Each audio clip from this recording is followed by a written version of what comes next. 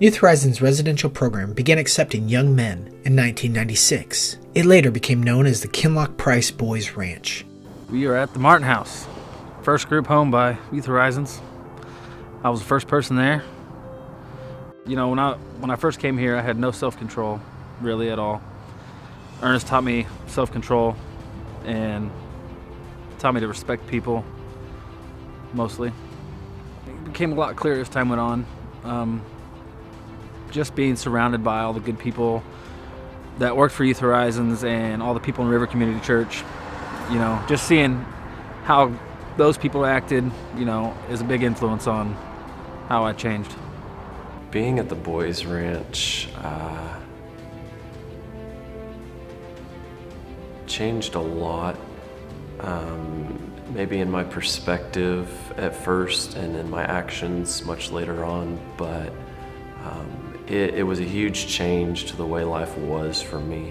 I disliked authority a lot as a teenager, and so that was a huge change, was trying to deal with authority that in a lot of ways was a lot more strict than what I had dealt with before at home, and rules that were very rigid, a schedule that was very rigid. I finally started for the first time reading the Bible in a way that I didn't want to just know what it said. I was genuinely searching for what God wanted to show me through it. Many of the people who worked here, the house parents and the staff, reinforced that in a way that I hadn't really seen in other people in my life. I do remember him leaving and just kind of missing him being around. When he came back from that, he was really different. He had changed. It was a visible change.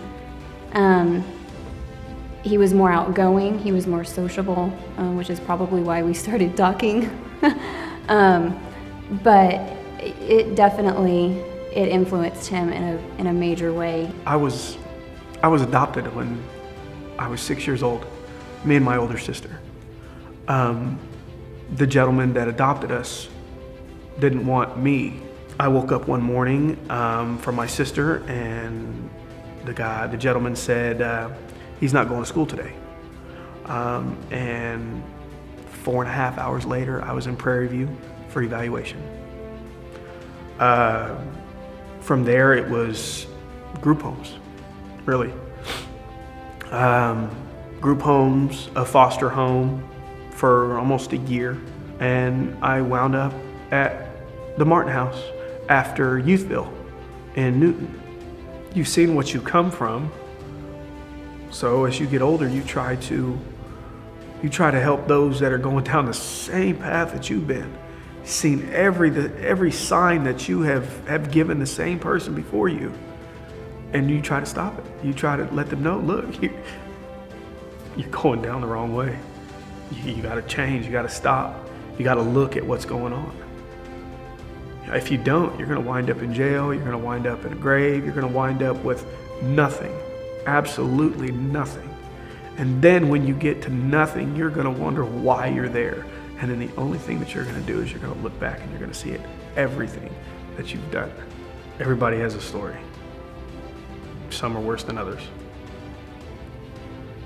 Good, bad, whatever the case may be, you arrive here, all of you are in the same boat.